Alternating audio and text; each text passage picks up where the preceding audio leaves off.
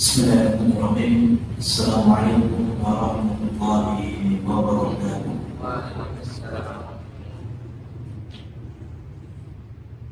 Innal hamdalillah nahmaduhu wa nasta'inuhu wa nastaghfiruh wa natubu ilayhi wa na'udzu billahi min shururi anfusina wa sayyiati a'malina.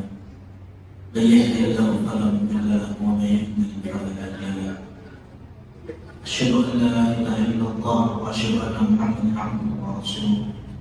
Allahumma inna nas'aluka 'ilman nafi'an wa rizqan thayyiban wa 'amalan mutaqabbalan. Ba'du. Teman-teman sekalian yang dirahmati Allah, segala puji bagi Allah yang telah mengumpulkan kita pada hari ini dalam ketaatan majelis ilmu.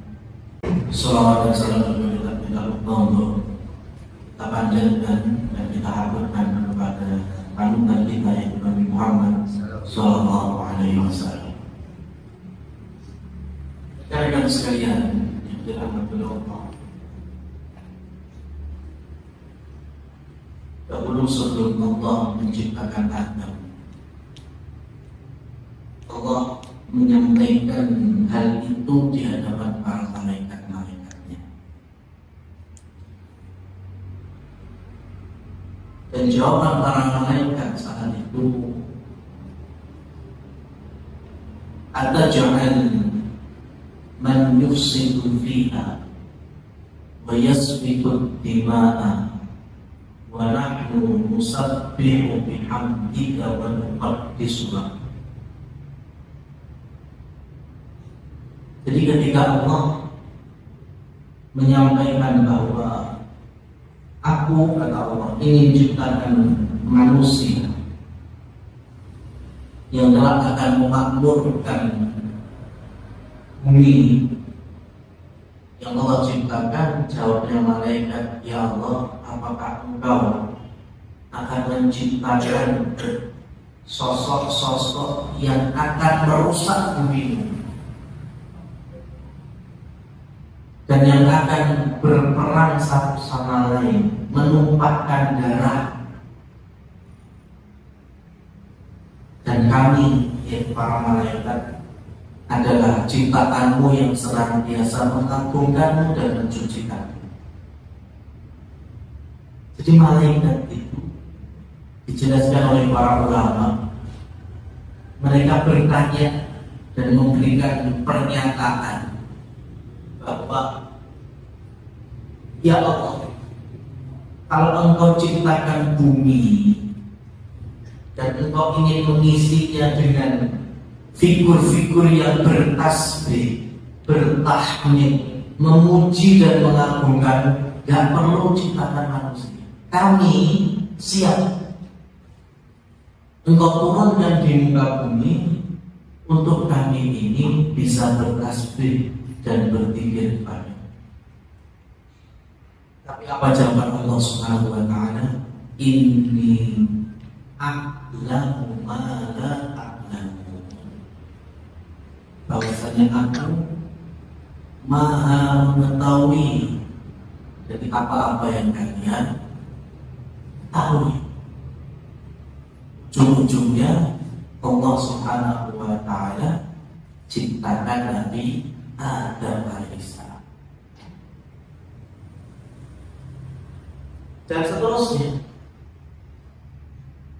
sampai Allah di dalam Al-Quran disebutkan, "Wa 'allama Adama al-asma'a kullaha thumma 'aradahum 'ala al-malaikah." Sesudah Adam Allah ciptakan, kemudian Allah berikan pengetahuan, Allah kenalkan berbagai macam nama-nama di muka bumi dan di atas langitnya. Tsumma 'aradahum 'ala al-malaikah. Baru kemudian Allah paparkan dari segala macam bentuk itu di hadapan malaikat supaya malaikat itu bisa jawab. Jadi ada sebagian ahli tafsir menggambarkan untuk mudahnya Allah kumpulkan semua malaikat dipimpin Jibril misalnya. Kemudian Allah pampangkan umpamanya ini gunung, apa namanya,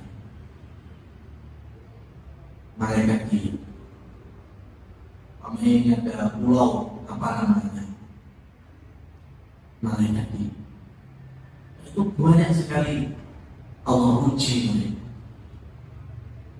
Ternyata malaikat saat itu menjawab dengan jawaban subhanaka la ilma lana illa ma 'allamtana. Maha suci Engkau ya Allah, kalau Engkau belum beri ilmu kepada kami, maka kami termasuk orang-orang yang bodoh, orang-orang yang tidak tahu.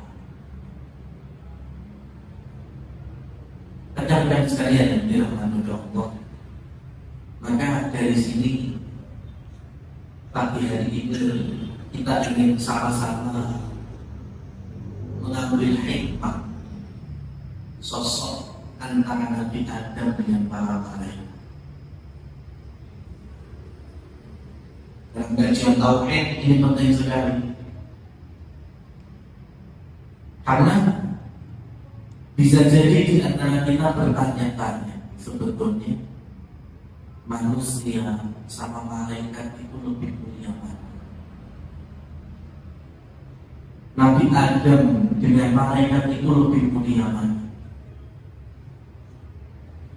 Dan memang pertanyaan seperti ini muncul, sehingga dibahas oleh para ulama. Sekarang kalau bicara material saja, dari penciptaannya itu sudah beda. Malaikat Allah ciptakan dari nur atau dari cahaya. Sedangkan Nabi Adam alaihissalam, manusia yang pertama kali Allah ciptakan dari tanah. Di material penciptaan juga beda. Yang satu cahaya, yang satu dari tanah.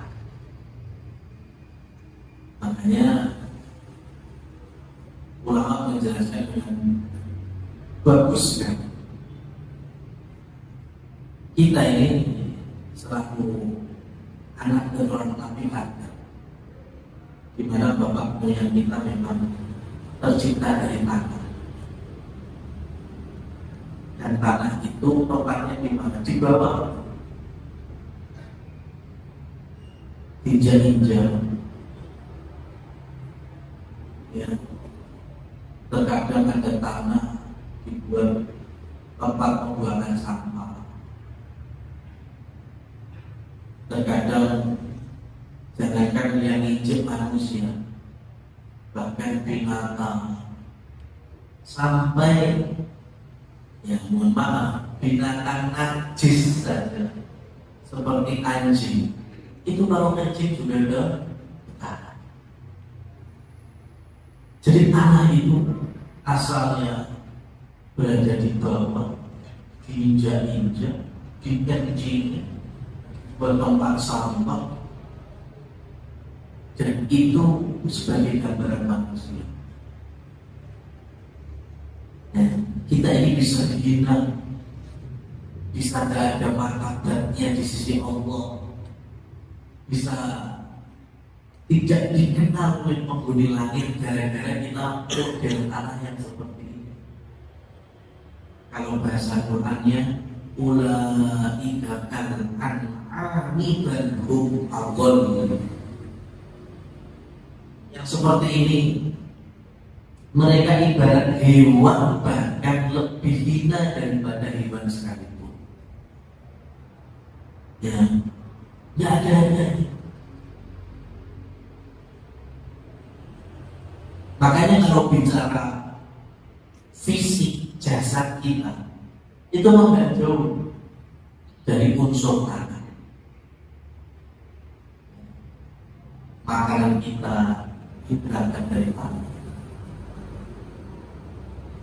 Kalau kita sakit, terkadang obat-obatnya dari hasil bumi. Tetapi kalau kita ingin cari roh, itu Allah yang ciptakan dan Allah yang berikan langsung pada diri kita, jiwa kita. Dan itu tidak dari tanah. Makanya kalau ingin menghidupkan hati, jangan dari tanah. Dari pencipta hati, yaitu Allah Subhanahu wa Ta'ala. Jadi kalau kita terlalu sibuk dengan urusan-urusan tanah keduniaan yang remeh, maka kita tidak ada bedanya dengan binatang. Balhum adall, bahkan lebih sesat, lebih hina dibandingkan binatang-binatang. Binatang masih tasbih, masih tinggi. Adapun manusia, ada yang sama sekali tidak kenal Allah, atau ingkar, atau mungkin ingat hanya di musim-musim tertentu, di waktu-waktu tertentu. Maka kalau pembicaraannya kita dari tanah yang model semacam ini, sama sekali tidak hebat. Tapi ada satu tanah yang tepatnya tinggi, bahkan bisa membuat orang di bawahnya nyaman. Ya, ada tanah nggak dijahit, tempatnya di atas. Ada yang tahu? Gede. Gede itu dari mana? Dari tanah. Tapi punya strata yang tinggi, tempatnya juga tinggi. Kenapa? Karena ketika mau jadi gede itu juga tidak sembarang tanah, tidak sembarang bibit. Ada prosesnya, dan prosesnya itu panjang. Ya.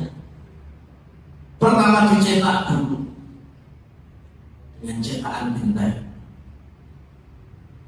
Kita ingin mulia di sisi Allah Subhanahu wa Ta'ala, harus menyesuaikan ciptaan. Apa itu? Yang perintah Allah, perintah Rasulnya. Ciptaan ini adalah pakem syariat, aturan dan undang-undang Allah.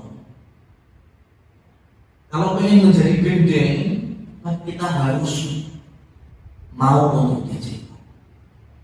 Habis dicetak, selesai jadi gede, belum, harus di PPC, dijemur di bawah panas matahari terik. Selesai dijemur, terkadang kalau di musim-musim tertentu orang kudu sedina, rong dina, iso telung dina, iso seminggu, sampai hari ini sesuai kualitas gede ini. Tidak cukup dijemur, kemudian dibom, dibakar dengan panasnya api, supaya apa? Tahan, kuat, sampai akhirnya jadilah genteng. Kemudian orang-orang pun menaikkan di atap, di tempat yang tinggi di sebuah bangunan. Kalau sudah nangkring, maka orang di bawahnya pun akhirnya terayomi, terlindungi, merasa nyaman. Panas gak kepanasan, hujan gak hujan. Itu levelnya tanah yang tinggi itu. Maka manusia, keturunan Nabi Adam alaihissalam, itu kalau memang dari tanah, maka jadilah tanah yang hasilnya genteng tadi. Memang gak mudah. Mulia di sisi Allah Subhanahu wa Ta'ala itu proses. Prosesnya itu beramal apa yang Allah perintahkan, menjauhi apa yang Allah larang. Meskipun godaannya masuk. Mari kita coba mengawali dari yang wajib-wajib dulu. Sholat wajib, puasa wajib, ya. mengeluarkan harta yang wajib dulu zakat wajib. Yang wajib juga ada pakemnya, kita ikuti pakemnya. Puasa wajib dimulai dari sahur, maka jangan sepelekan sahur. Rasulullah SAW bersabda, "Tasahharu fa inna fis sahuri barakah." Makanlah sahur, karena di dalam sahur itu ada keberkahan. Itu yang kita cari, keberkahan. Saya itu sering sekali mengalami ban subuh di luar bulan puasa, dan memang nggak puasa. Itu habis sholat subuh, saya biasa mengkonsumsi air minum 1 botol, 600 ml. Saya minum, niatnya aku gak kangen, gak ngopi, tekan dulu si santai. Niatnya gitu.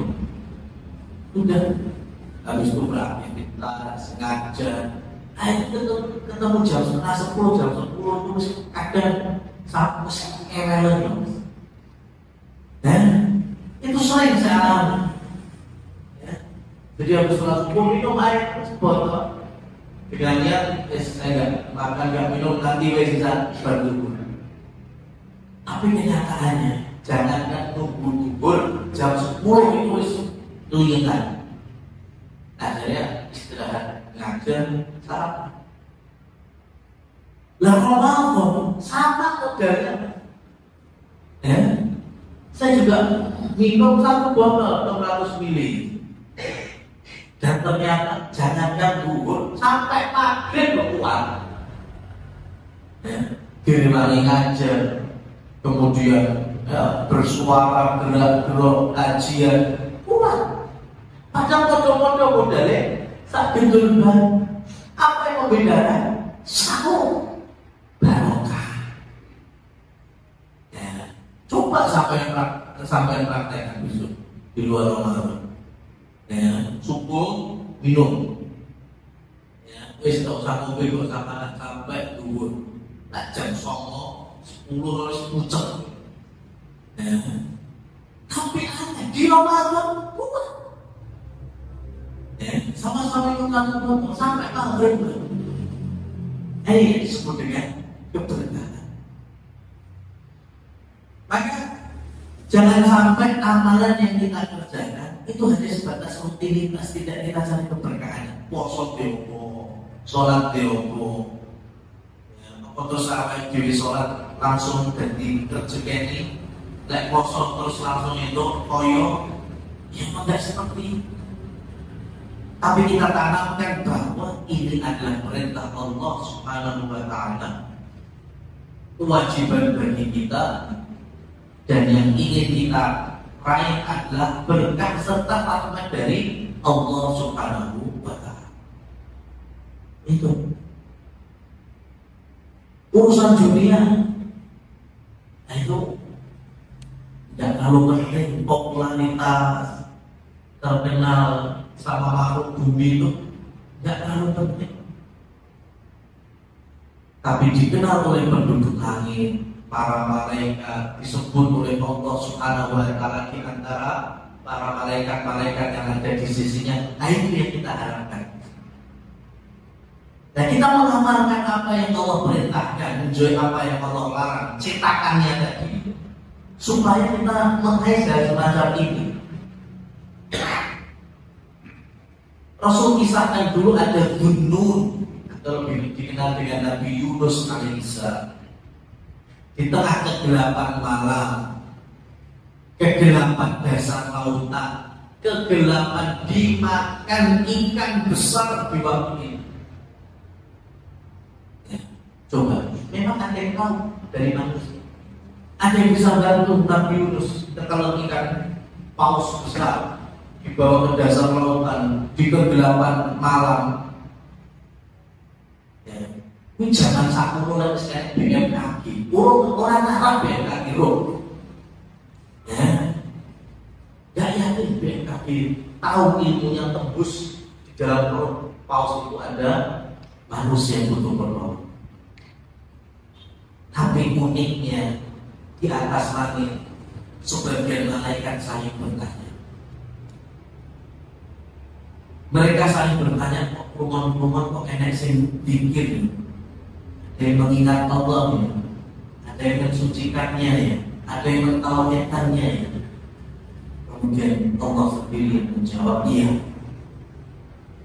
ada hambaku di bawah lautan sana, Dunun, yaitu Yunus alaihissalam, butuh pertolongan dari. Dia ingat kepadaku dengan ucapannya, la ilaha illa anta subhanak inni kuntu minadh dhalimin. Tidak ada ilah selainmu ya Allah, Maha Suci Engkau. Sesungguhnya aku ada orang-orang yang banyak zalim. Penduduk bumi gak ada yang tahu, gak ada yang dengar, tapi penduduk langit malah tahu. Bahkan Allah Subhanahu wa Ta'ala yang kemudian menolong Nabi Yunus. Ini yang kita harapkan, lebih dikenal oleh penduduk dengan tauhid kita, dengan ketakwaan kita. Nah, sehingga rekan-rekan sekalian dirahmati oleh Allah Subhanahu wa Ta'ala, kalau level kita semacam ini, menciptakan tanah berubah menjadi gendeng, jadi memperbaiki diri dari hari ke hari, memperbanyak amalan kebaikan dan kualitasnya juga kita tingkatkan. Maka di posisi seperti ini kita lebih mulia dibandingkan malaikat. Di manusia itu bisa lebih terhormat, lebih mulia dibandingkan malaikat, asalkan prosesnya seperti ini. Dan apa dalilnya? Landasannya apa? Nabi Muhammad SAW sendiri berangkat berdua, ditemani malaikat yang paling utama, malaikat yang paling mulia, yaitu Jibril, dalam peristiwa Isra Mi'raj. Naik ke langit berdua. Langit pertama, naik lagi langit kedua, ketiga, keempat, kelima, keenam, sampai langit ke-7. Kemudian dari langit ke-7 naik lagi sampai tempat yang dikenal dengan Indah Sidratil Muntaha. Di Sidratul Muntaha itulah Nabi kita Muhammad SAW menyaksikan kembali wujud asli malaikat Jibril dengan 600 sayapnya, di mana satu sayap kalau dikepakkan maka akan menutup ufuk timur dan baratnya bumi. Jadi gagahnya malaikat Jibril dilihat kembali oleh Nabi SAW di mana? Di atasnya langit ke-7, yaitu di Sidratul Muntaha. Kemudian Allah panggil Nabi SAW untuk naik lagi. Nabi Muhammad mengajak Jibril naik lagi. Apa kata Jibril? Taharraqat ya Muhammad, taharraqat. Tidak bisa Muhammad, aku akan kebakar. Jatahku mentok cuma sampai di sini. Kalau aku naik, maka aku akan kebakar. Nabi Muhammad SAW kemudian menyaksikan malaikat Jibril semakin muyung, semakin tidak punya kekuatan, semakin dekat dengan Allah, malaikat Jibril semakin kelihatan tidak punya kekuatan. Padahal awalnya gagal. 600 sayapnya menunjukkan betapa kuatnya. Kemudian atas izin dan kehendak Allah, Nabi Muhammad Allah angkat sendirian sampai berjumpa dengan Allah dan menerima syariat kewajiban sholat 5 waktu sehari semalam. Maka dari peristiwa ini menunjukkan bahwa Nabi Muhammad SAW melalui peristiwa Isra dan Mi'raj mampu mengungguli siapa? Malaikat Jibril. Malaikat Jibril mentok di Sidratul Muntaha. Adapun Nabi lebih ke atas lagi untuk berjumpa dengan Allah. Maka siapapun dari umatnya termasuk kita, para ulama menyebut sholat itu mi'rajul mukmin. Ibadah sholat itu mi'rajnya orang beriman. Ya, karena di sholat kita bisa bermesraan dengan Sang Pencipta ini. Apalagi sholat-sholat sunnah, ya, sholat tahajud, ya, atau tarawih kita, atau duha kita, atau sholat-sholat yang lain. Kita bisa berlama-lama, kita bisa berdoa apapun, kita bisa curhat dalam tanda petik, menceritakan semua keluh kesah, ya, keluh kesah dan kegelisahan kita kepada Allah Subhanahu wa Ta'ala. Itu mi'rajnya orang beriman, yaitu dengan mengamalkan yang Allah perintahkan. Rekan-rekan sekalian yang dirahmati Allah, terkadang Allah itu ciptakan malaikat dari awal penciptaan itu langsung dalam kondisi rukuk, dalam kondisi sujud. Dari Allah ciptakan kun fayakun, malaikat langsung rukuk. Kun fayakun, sebagian Allah ciptakan malaikat langsung sujud. Dari awal ciptaan sampai nanti hari kiamat. Cuma rukuk sujud. Ada yang cuma zikir, ada yang cuma mengagungkan Allah, ada yang cuma, ya, mensucikan namanya dengan tasbih. Itu settingan pabriknya malaikat dari Allah Subhanahu wa Ta'ala itu. Tapi kita bisa lebih mulia dibandingkan mereka. Padahal terkadang kita sholat, terkadang kita maksiat, terkadang kita puasa, terkadang kita juga masih dosa di tengah-tengah puasanya. Tapi kita bisa lebih mulia. Kenapa? Karena ketika malaikat diciptakan dengan langsung beribadah, tunduk atau kepada Allah tanpa Allah berikan hawa nafsu. Ya, malaikat tidak punya pilihan. Allah ciptakan tanpa hawa nafsu. Berarti kalau sudah diminta rukuk terus, gak ada bantah-bantah.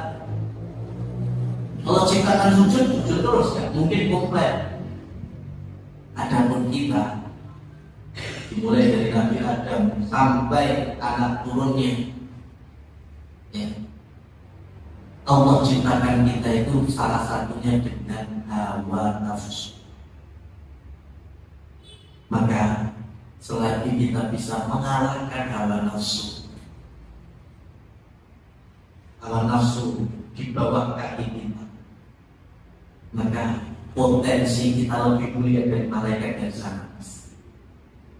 Tapi kalau hawa nafsu yang menjadi panglima diri kita, ya sudah, kembali lagi, kita cukup bernilai tanah yang diinjek-injek, tanah yang jadi sampah, tanah yang dikencingi binatang najis. Tapi kalau kita dihadapkan antara ketaatan dan hawa nafsu, kita kalahkan hawa nafsu, maka kita bisa lebih mulia dari malaikat. Waktu sholat datang ada, kemudian ada godaan. Kalau kita bisa mengalahkan godaan, kita lebih pentingnya sholat, maka di situ kita bisa lebih mulia. Puasa wajib, banyak godaan, tapi kita berusaha mengalahkan semua godaan-godaan itu karena Allah Subhanahu wa Ta'ala. Maka disinilah manusia lebih mulia dari malaikat. Ini jamaah, rekan-rekan muslimin muslimat yang dirahmati oleh Allah Subhanahu wa Ta'ala. Maka setelah kita tahu bahwa kita ini ternyata nggak mesti lebih rendah dari malaikat, bahkan kita bisa lebih rendah dari hewan sekalipun, tapi kita juga bisa jadi lebih tinggi dari malaikat kalau kita betul-betul mengenal ciptaan Allah Subhanahu wa Ta'ala, yaitu syariatnya. Beribadah juga kata Allah tauhidnya. Ya, jangan sampai kita puasa tapi niatnya lain. Ya, puasa niatnya pengen diet. Ya, dari awal niatnya itu, ini yang salah. Puasa tetap lillahi rabbil alamin. Kalau ternyata nantinya dapat bonus, ya bisa diet, nah itu namanya bonus. Nah, ketika kita sudah masukkan tauhid menjadi prioritas, sehingga nantinya Allah akan berikan hasil dari tauhid kita dalam setiap amal perbuatan. Kan kalau dari perbandingan manusia dan malaikat ini, hasilnya kan kita nggak mungkin sombong, karena kita nggak punya daya upaya kecuali datang dari Allah.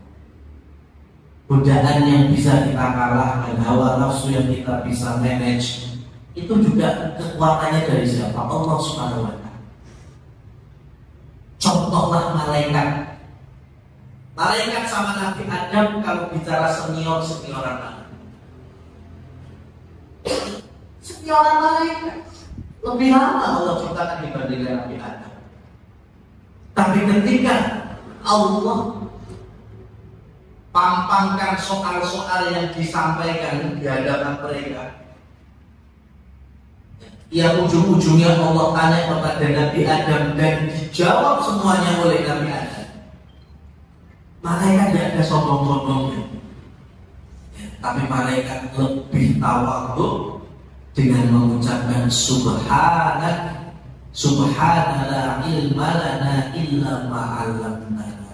Maksudnya ya Allah, ya kalau tidak karena Engkau yang ngasih tahu, kami tidak mungkin berilmu. Itu contoh lain. Ya, maka dalam lingkungan muamalah, lingkungan pekerjaan, pertemanan, ya, termasuk kita di Toyibah sini, ada yang lama, ada yang baru, ada yang senior, ada yang junior. Ya, secara waktu masuknya, tapi jangan sampai yang junior lebih tahu mungkin jadi sombong, atau yang senior karena ketidaktahuan hanya dengan modal senioritasnya kemudian juga sombong. Contohlah malaikat, mereka siap mendengar arahan Allah Subhanahu wa Ta'ala melalui Nabi Adam ketika Nabi Adam mengajarkan kepada sebagian malaikat asma-asma. Karena malaikat tahu Nabi Adam dapat ilmu itu juga datang dari Allah Subhanahu wa Ta'ala. Maka kita pun juga sama. Jangan sampai ada lintasan-lintasan ujub dan kesombongan.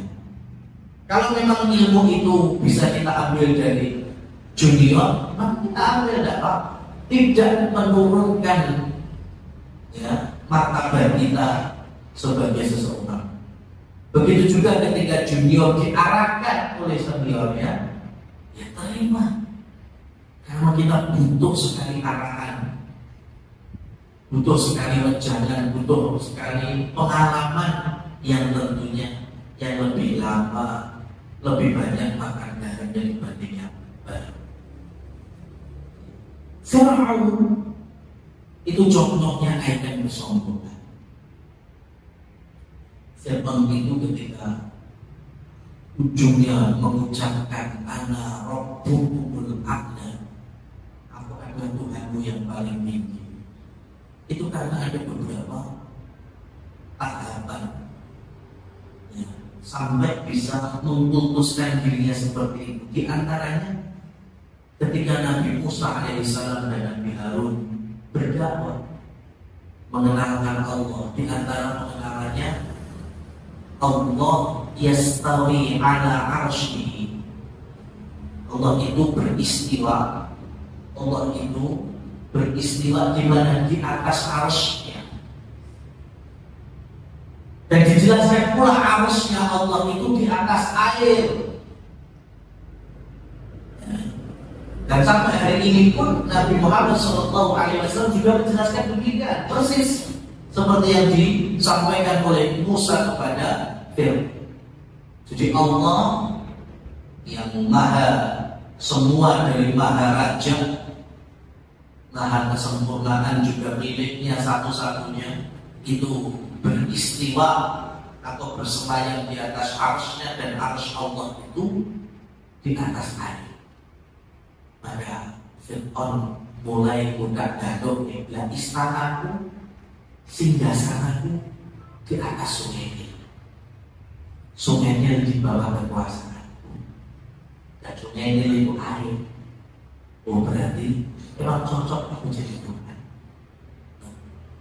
Itu pakai ilmu budak-gadok. Bahkan ketika Allah takdirkan Fir'aun aqil atau tidak mampu berketurunan, Fir'aun itu tidak mampu berketurunan, yang Allah berikan keturunan itu dari istrinya, yaitu Asia. Tapi Fir'aunnya tidak Allah takdirkan berketurunan.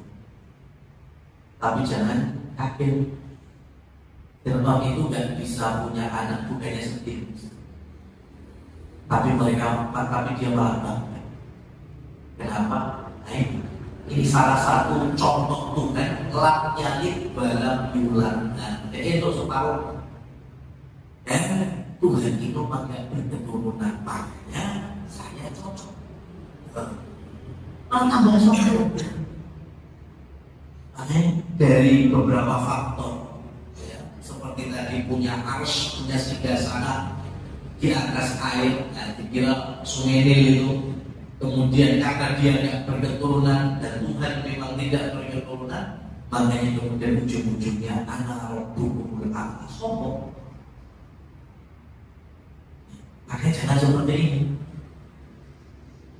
Nah, berita gembiranya rekan-rekan sekalian yang dirahmati Allah, kalau kita bisa introspeksi diri menjadi manusia yang lemah untuk Allah Subhanahu wa Ta'ala dari segala lini kehidupan kita, dengan modal besar tauhid dan amalan yang mentauhidkan Allah, maka nantinya Allah akan masukkan ke dalam surganya. Dan proses masuk surga itu memang macam-macam.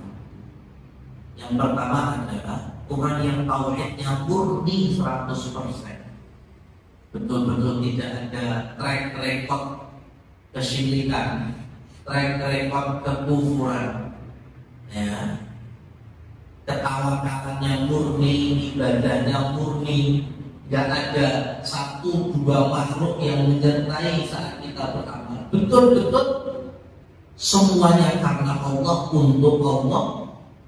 Maka orang yang bertauhid semacam ini akan Allah masukkan ke dalam surganya biduni adabin wala hisab, tanpa adab, tanpa hisab, langsung nyelonong masuk surga. Ini paling enak.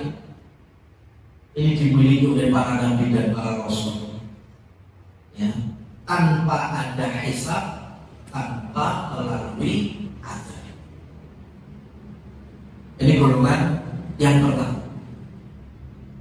Harapannya tentu kita berdoanya kayak gini. Tetapi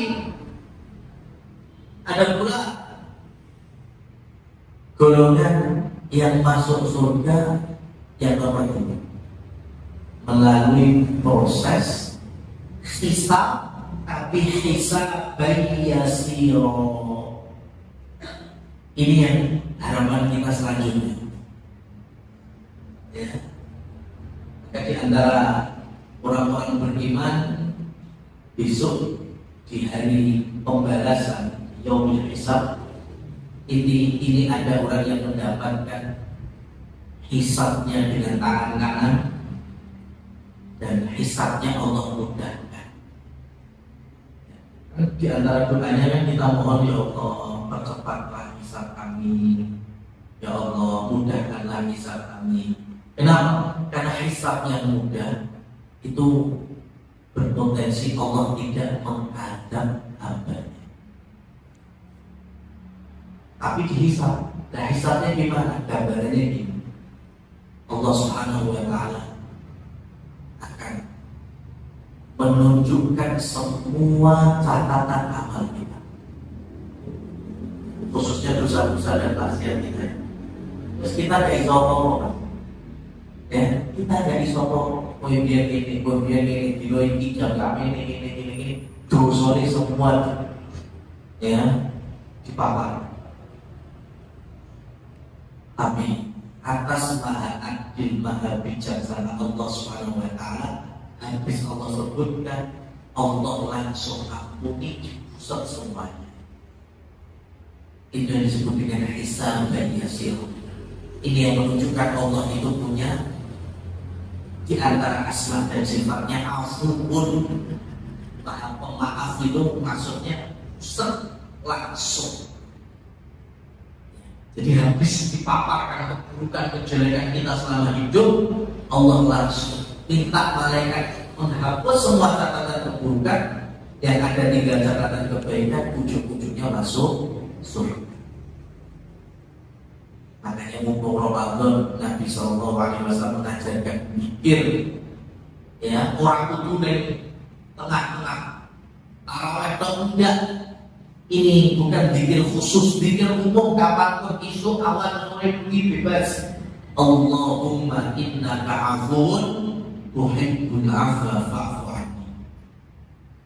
Allahumma ya Allah, innaka sesungguhnya engkau afuun maha pemaaf, tuhibbul afwa, engkau itu suka sekali ya memaafkan dan permohonan maaf.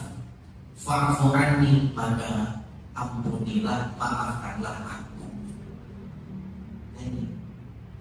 Mumpung kita di bulan Ramadan, ada ampunan Allah yang tidak terhitung. Wa dzalika kullu lailah, kata Nabi, dan itu terjadi setiap malam, setiap hari. Nah, yang ketiga, dari hamba Allah yang bertauhid, Allah masukkan ke dalam surganya, tapi sebelumnya Allah hisab, tapi dengan hisab yang lama. Nah, hisab yang lama ini yang biasanya mendapatkan catatan dengan tangan kiri, kemudian lama ngantri, kemudian ternyata habis dipaparkan Allah tidak minta untuk dibuset. Allah ampuni tapi tidak minta malaikat untuk busuk. Maka golongan seperti ini akan masuk surga sebelumnya dicuci dulu ke dalam siksa neraka. Makanya ada orang-orang ahli surga yang punya gelar alumni jahannamiyun. Alumni jahannam. Ini alma mater saya paling tahu ya. Memang ujung-ujungnya masuk surga, tapi sebelum itu Allah bersihkan dulu dengan Allah adab di neraka. Ini kenapa? Karena masih punya tauhid. Kalau nggak punya iman, nggak punya tauhid, sudah nggak mungkin masuk surga. Dia tetap di neraka, mukhallidan fiha, selama-lamanya bakal tidak lainnya. Maka pentingnya tauhid itu. Jadi potensi masuk surga itu ada, pasti ada. Cuma yang tadi bisa lewat jalan tol tanpa hisab, tanpa adab, atau dihisab dengan hisab yasir, hisab ringan. Ya, jadi nggak perlu Allah adab. Atau yang ketiga, Allah adab di dalam neraka, tetapi tidak kekal selamanya. Allah akan angkat, Allah akan masukkan ke sungai kehidupan, baru kemudian Allah akan izinkan dengan rahmatnya masuk surganya. Demikian rekan-rekan sekalian, pentingnya kita memegang tauhid ya, sampai kapanpun, dimanapun, baik di dalam urusan ibadah fardhu maupun dalam urusan dunia. Allah akan waktu dan tempat kami kembalikan ke rekan pembawa